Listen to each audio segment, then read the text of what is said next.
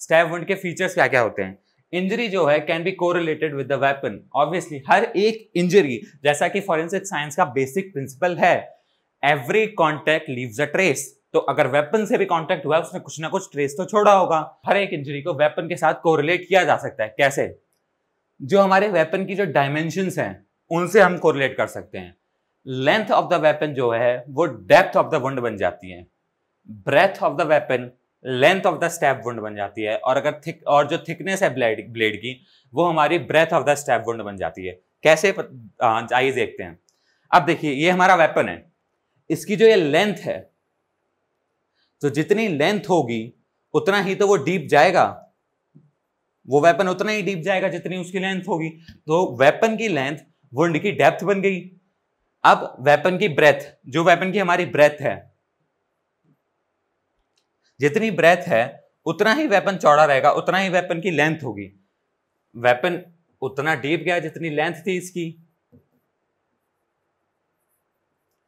लेकिन जितना weapon breath होगा, ये अगर इंजरी कॉज हुई है तो ये जो है ये है वेपन, ये है हमारे वुंड की length.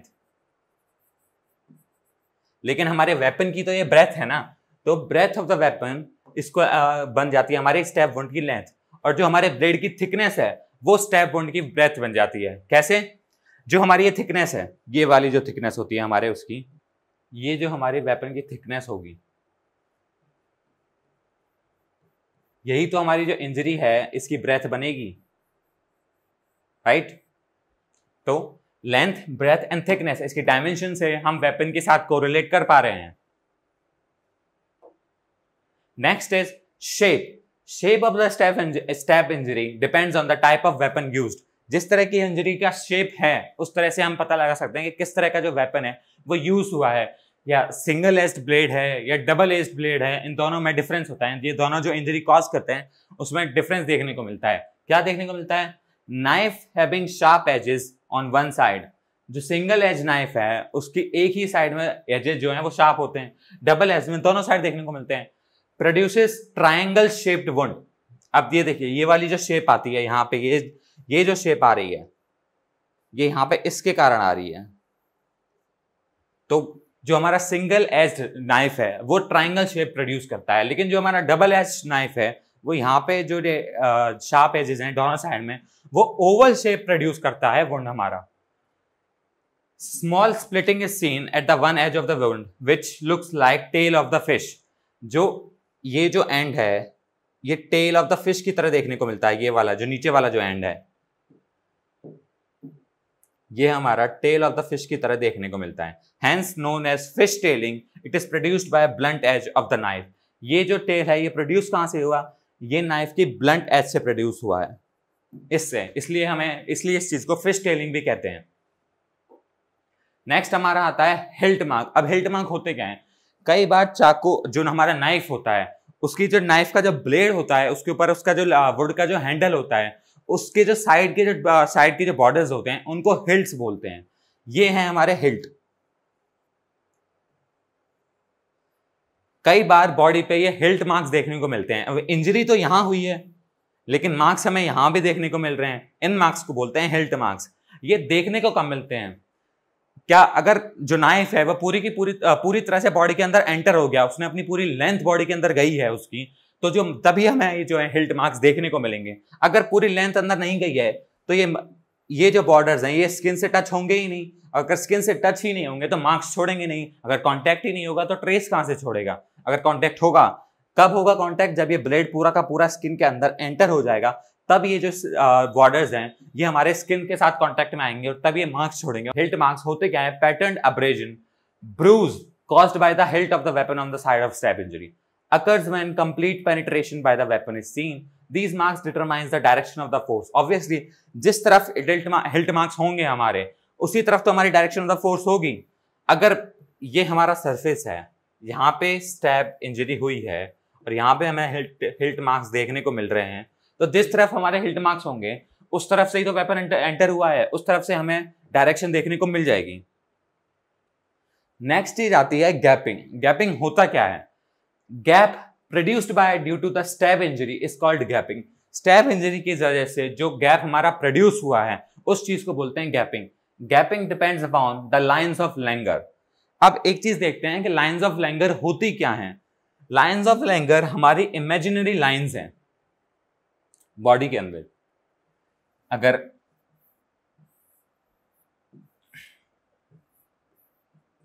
Sorry for the diagram, but lines of Langer होती क्या है? लाइंस ऑफ लैंगर हमारी इमेजिनरी लाइंस हैं based on the collagen distribution in the body.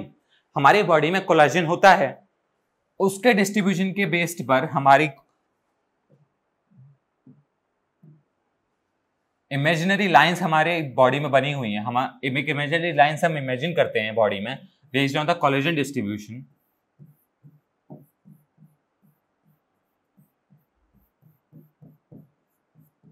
इनको बोलते हैं लाइंस ऑफ लैंगर।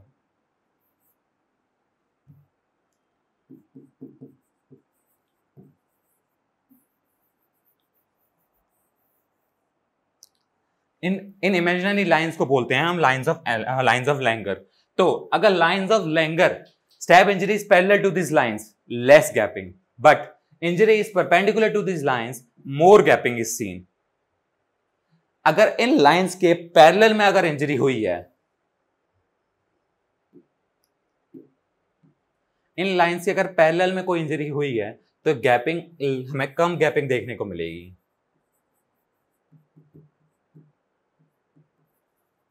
लेकिन अगर इन लाइंस के परपेंडिकुलर में कोई इंजरी हुई है तो हमें ज्यादा से ज्यादा गैपिंग देखने को मिलेगी।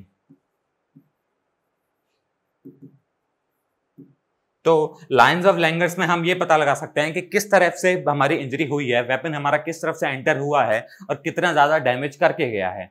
हमें परपेंडिकुलर के टाइम पे हमें गैपिंग ज्यादा क्यों देखने को मिलती है? क्यों? क्योंकि हमारे जो फाइबर्स होते हैं वो कट होते हैं। अगर पैरेलल में जा रहे हैं तो हमारे फाइबर्स कट नहीं होंगे, लेकिन अगर परपेंडिकुलर में जा रहे हैं तो हमारे फाइबर्स जो हैं वो कट होते हुए जाएंगे और उतना ही गैप जो है वो प्रोड्यूस करते हुए जाएंगे। फिर आती है हाराकाइरी सेप्पुकु। ये टर्म होता क्या है, इसका मतलब क्या है? जापानीज सोल्जर्स इस चीज को करते हैं, जापानीज सोल्जर्स इस चीज को अप्लाई करते हैं कि जब उनको कोई जो एनिमी कंट्री होती है वो अगर पकड़ने वाली होती है तो वो अपने आप को सुसाइड कर लेते हैं। वो अपने अंदर एक वेपन डालते, अपने एब्डोमिनल कैविटी में एक वेपन एंटर करते हैं, जिसकी वजह से उनकी इमीडिएट, इंस्टेंटेनियस और इमीडिएटली उनकी डेथ हो जाती है। क्यों? क्योंकि उस टाइम पे जो एब्डोमिनल कैविटी को उसने कट किया है, टियर किया है उस स्टैब वुंड ने, और उसके बाद जो एब्डोमिनल कैविटी के जो कंटेंट्स थे वो बाहर आ गए थे। तो हैवी हेमरेज और हाइपोटेंशन और कार्डियोवैस्कुलर कोलैप्स की वजह से इंस्टेंटेनियस डेथ हो जाती है। इस मेथड को बोलते हैं harakiri seppuku, method of suicide used by Japanese soldiers. Self inflicted stab injury due to the abdomen, person dies immediately as abdominal wall is cut and contents fall outside. Cause of death due to cardiovascular collapse और hypertension। ये सारी चीज जो मैंने बताई थी, Japanese soldiers इस method को यूज करते हैं। क्यों? एनिमी सोल्जर्स जो हैं उनसे बचने के लिए एब्डोमिनल कैविटी में एक स्टैब वुंड क्रिएट करते हैं, जिसकी वजह से एब्डोमिनल कैविटी के जो कंटेंट्स होते हैं वो बाहर आ जाते हैं, कार्डियोवैस्कुलर कोलैप्स हो जाता है। ऑब्वियसली इतना ब्लड अगर बाहर आया है तो आप हाइपोटेंशन में चले जाओगे, आपका बीपी इमीडिएटली फॉल कर जाएगा, जिसकी वजह से आपकी इमीडिएटली डेथ हो जाएगी। इसे बोलते हैं हाराकाइरी सेप्पुकु। नेक्स्ट आता है हमारा chop wound, combination of heavy blunt and sharp forces caused by axe. Margins are sharp but edges are bruised. इसके जो मार्जिन्स होते हैं वो शार्प होते हैं लेकिन एजेस ब्रूज्ड होती हैं। ये जो मार्जिन्स हैं ये एकदम आपको शार्प मिलेंगे, लेकिन ये जो एजेस हैं इस वुंड की जो एजेस हैं ये इसमें आपको ब्रूजिंग देखने को मिलेगी। इसे कहते हैं chop wound. Crushing of the underlying tissue, fracture of the underlying bones are seen at the floor. Direction of the force can be determined. जिस तरफ से इंजरी हुई है उस तरफ से हम डायरेक्शन का पता लगा सकते हैं। कैसे पता लगा सकते हैं? जो इसकी डेप्थ होगी हमारी इंजरी की, ये जो हेड पार्ट है ये हमेशा डीपर होगा,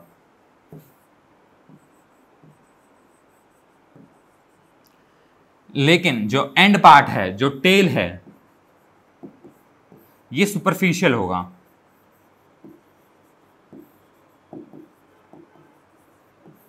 है ना। कोई भी अगर इंजरी हुई है, जैसे किसी ने कुल्हाड़ी से वार किया है, तो वार करते टाइम स्टार्टिंग में उसने अपना पूरा फोर्स लगाया है उस वार में, तो उस टाइम पे जो कट देखने को मिलेगा वो एकदम डीप देखने को मिलेगा। लेकिन जैसे जैसे वो कट डायरेक्शन किससे दूर जाता जाएगा, उस तरह वैसे वैसे उसका जो फोर्स है वो कम होता जाएगा, और जो कट मिलेगा एंड में वो सुपरफिशियल देखने को मिलेगा। इस तरह से हम डायरेक्शन का पता लगा सकते हैं कि किस तरफ से इंजरी हुई है, इंजरी की डायरेक्शन क्या रही है।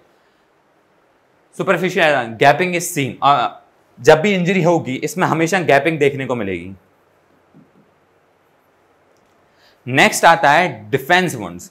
अब डिफेंस वुंड होते क्या है, कोई भी इंजरी हुई तो अपने आप को बचाने के टाइम पे, अपने आप को बचाने की कोशिश में जो वुंड्स आपकी बॉडी पर आए उनको बोलते हैं डिफेंस वुंड्स। ऑब्वियसली बात, आप इमेजिन कीजिए अगर कोई आप पे वार कर रहा है, तो आप कोई आप पे अटैक कर रहा है, तो आप अपने आप को बचाने के लिए क्या करेंगे, या तो उस वेपन को पकड़ेंगे या फिर अपने आप को बचाएंगे। तो इन दोनों केसेस में कौन कौन सी चीजें सबसे ज्यादा जो प्रोन हुई, जो जिसमें मोस्ट कॉमन अफेक्टेड हुई, अगर आप वेपन को पकड़ रहे हैं तो आपके पाम पर सबसे ज्यादा इफेक्ट आया, और अगर आप वेपन से बच रहे हैं तो आपके एल्बो पे सबसे ज्यादा इफेक्ट आया। तो defence wound caused due to the result of defending. If person grasps the weapon, अगर आपने वेपन को पकड़ा है तो palmar surface of the first web space is most common affected side. This is called active defence injury. अगर आपने weapon को पकड़ा है, अगर आपने वेपन को अटैक होते टाइम अगर आपने वेपन को पकड़ा है, तो आपकी इंजरी जो है वो हमेशा ये जो आपके वेब्स हैं इनमें, ये मोस्ट कॉमन साइट हैं जो अफेक्ट होंगी, इसको बोलते हैं एक्टिव डिफेंस इंजरी। और अगर आपने उससे बचने की कोशिश की है, if the person tries to protect himself, medial ulnar margin of the forearm is most common affected. आपने उस वेपन को पकड़ने की नहीं बल्कि उससे बचने की कोशिश की है। कोई भी अटैक होता है तो हम बचते कैसे हैं, इस तरह से हमेशा बचने की कोशिश करते हैं। तो जो आपके ये रीजंस हैं, medial ulnar margins of the forearm के मीडियल और अल्नर मार्जिन्स जो हैं, ये सबसे ज्यादा मोस्ट कॉमन प्रोन है इस टाइप के इंजरीज के लिए। ये सबसे ज्यादा ये देखे कहां जाते हैं कि जहां पे डोमेस्टिक वायलेंस अगर हो रहा है, किसी घर में डोमेस्टिक वायलेंस हो रहा है, तो उस टाइम पे अगर जैसे किसी चाइल्ड के साथ डोमेस्टिक वायलेंस हो रहा है, तो उस टाइम पे होता क्या है कि वो अपने आप को बचाने के लिए, वो ऑब्वियसली वो वेपन को पकड़ तो नहीं सकता, लेकिन अपने आप को बचाने के लिए वो अपने आप को बचाता है। बचाते टाइम उसके यहाँ पे इंजरीज होती हैं, ये इंजरीज होती हैं जिनको कहते हैं passive defence injury. Defence injuries कई जगह पे कहाँ पे एब्सेंट होंगी, ऑब्वियसली जहाँ पे अगर इंसान अपने आप को डिफेंड कर ही नहीं पा रहा, वो इस हालत में है ही नहीं कि वो अपने आप को डिफेंड कर पाए, उस टाइम पे आपको डिफेंस इंजरीज देखने को नहीं मिलेंगी। कैसे, अगर अचानक से वार हुआ है या फिर पीछे से आपके वार हुआ है तो आपको डिफेंस इंजरीज देखने को नहीं मिलेंगी। अगर पर्सन सो रहा है या अनकॉन्शियस है तो भी आपको डिफेंस इंजरीज देखने को नहीं मिलेंगी। नेक्स्ट हमारे आते हैं फैब्रिकेटेड और fictitious injuries. Either self inflicted और सेल्फ सफर्ड, या तो उन्होंने वो इंजरी खुद की है या फिर किसी की हेल्प से करवाई है, इनको बोलते हैं हम फिक्शियस इंजरी और फैब्रिकेटेड इंजरीज। इसके फीचर्स क्या हैं? Most common type of injury seen is incision. अगर किसी हमने खुद किया या किसी से भी करवाई है तो ऑब्वियसली मोस्ट कॉमन हमारे सबसे पहले दिमाग में क्या आता है, नस काटने की चीज। नस काटने के टाइम पे हम जो कट लगाते हैं वो एकदम इंसीजन की तरह लगाते हैं ना, तो मोस्ट कॉमन इंजरी हमें देखने को मिलती है वो है incision injury. Motive is always present. Obviously बात है, अगर हम इंजरी कर रहे हैं तो ऐसे ही तो नहीं कर रहेंगे, कुछ ना कुछ मोटिव हमेशा प्रेजेंट रहा होगा, या तो सुसाइड करनी है या फिर किसी के ऊपर फॉल्स केसेस लगाने हैं, इसलिए हमेशा मोटिव प्रेजेंट रहेगा। History does not correlate with the findings of injuries. आप इस चीज में देखने का, इस चीज को आप ध्यान से सुनिए। एक पर्सन जो है हॉस्पिटल में आता है, उसके चोट लगी हुई है, कहाँ पे चोट, उसके कहाँ चोट लगी हुई है, फोरआर्म पे उसके चोट लगी हुई है। वो बताता है कि एक आदमी ने उसको कुल्हाड़ी से या एक आदमी ने उसको चाकू से वार किया है। तो इस तरह की हिस्ट्री जो उसने दी, लेकिन जब डॉक्टर ने उसका एग्जामिनेशन किया, उसके जो फीचर्स उसको मिले वो बिल्कुल अलग अलग थे।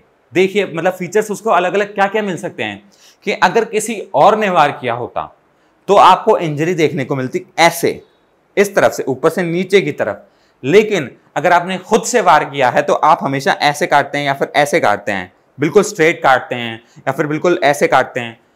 इस तरह के फाइंडिंग्स जो अगर फाइंडिंग्स हैं जो हिस्ट्री से कोरिलेट नहीं कर रही हैं तो उस टाइम पे फैब्रिकेटेड या फिक्शियस इंजरी हुई है। Defence injuries absent. ऑब्वियसली अगर आप खुद ही अपने आप को मार रहे हो तो डिफेंस इंजरी तो नहीं मिलेगी, आप किससे डिफेंस करोगे, या किसी और से अगर आप इंजरी क्रिएट करवा भी रहे हो तो भी आप अपने आप को डिफेंड नहीं करोगे तो डिफेंस इंजरीज आपको उस टाइम पे देखने को नहीं मिलेंगी। Most common seen at accessible part, हमेशा कहां देखने को मिलेंगे? जो बॉडी पार्ट्स आपके एक्सेसिबल हैं उन जगह पे आपको ये सारी इंजरीज मोस्ट कॉमनली देखने को मिलेंगी। ये था आपके मैकेनिकल इंजरीज के बारे में। नेक्स्ट हम आगे और भी फॉरेंसिक साइंस के टॉपिक्स को डिस्कस करेंगे। टिल देन कीप स्टडिंग, पढ़ते रहिए। Thank you.